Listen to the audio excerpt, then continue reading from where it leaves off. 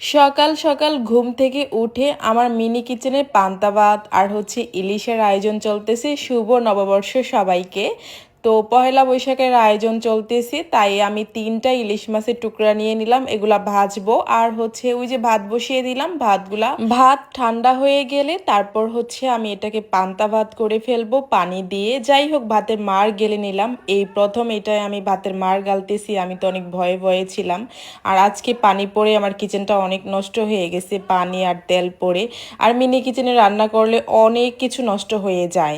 আর এই তো আমি সুন্দর করে মাছটা ভেজে নেব, তারপর বেগুন ভাজবো আর বড়া বানাবো। সাথে থাকবে কাঁচামরিচ আর যেটা না থাকলেই নয়, সেটা পেঁয়াজ। এটা থাকলে পান্তা ভাতের স্বাদ অন্যরকম লাগে। সকাল সকাল আমার রান্না হয়ে গেলে আমি চলে যাব মেলায়, আর সেটা নারায়ণগঞ্জের মেলা। আর যেখানে মেলা হবে সেখানে আমি থাকবো না, তা কি হয় কখনো? নারায়ণগঞ্জে সবচাইতে বড় মেলা 3টা, তারপর সময় পেলে রমনাতে চলে যাব। তো আমরা সবাই যাব একসাথে, অনেক মজা হবে। তাই সকাল সকাল পান্তা আর ইলিশ খেয়ে বের হব। আমার মিনি কিচেনে পান্তা ইলিশের আয়োজন হবে না, তা কি হয়? তাই সকালবেলা ঘুম থেকে উঠে আয়োজন চলতেছে বেগুন ভাজা, তারপর ইলিশ মাছ ভাজা, বড়া, আর সাথে থাকবে কাঁচামরিচ, শুকনা মরিচ, আর তেল, সরিষার তেল, আর পেঁয়াজ। যেগুলা না হলেই নয়। শুকনা মরিচ আমি ভেজে নেব আলু ভর্তার জন্য, সাথে থাকবে শুকনা মরিচ ভাজাও। সবগুলো এক এক করে ভেজে আমি নিব। নতুন বছরে নতুন লুক, কিচেনটা সুন্দর করে আমি নতুন একটা লুক দিয়ে নিছি। এরকম সুন্দর করে আগে কখনো সাজাইনি, তাই রুমটাও সুন্দর করে সাজিয়ে নিলাম।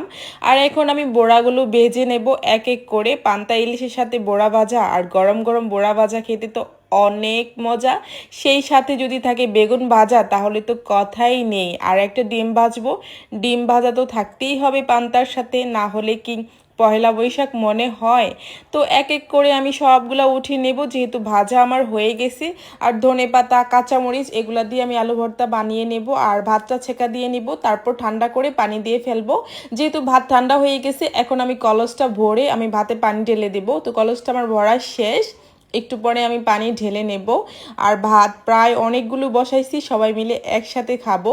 তো ভাত ঠান্ডা হয়ে গেছে, আমার রান্নাও শেষ হয়ে গেছে। এখন আমি 1 কলস পানি পাতিলায় ঢেলে দিলাম ঠান্ডা হওয়ার জন্য, অনেকটা ঠান্ডা হয়ে গেছে। এবার আমি রেডি করে নেব আমার সেই রেসিপি। এই তো পান্তা ভাত, আলু ভর্তা, আর সাথে পেঁয়াজ আর বেগুন ভাজা, কাঁচামরিচ, সাথে থাকবে ইলিশ। ইলিশ না হলে হয়, যেহেতু পহেলা বৈশাখ, বড়া ভাজা আমার রেডি। আমার এই যে সাথে কিছুটা সরিষার তেল দিয়ে নিতেছি, এই মাখো মাখো সরিষার তেলটা খেতে কত যে ভালো লাগবে। সবাইকে আবারও শুভ নববর্ষ, সবাইকে আমন্ত্রণ পয়লা বৈশাখে আমাদের বাড়িতে আসার জন্য। আমার কুড়ে ঘরের দাওয়াত রইল সবার।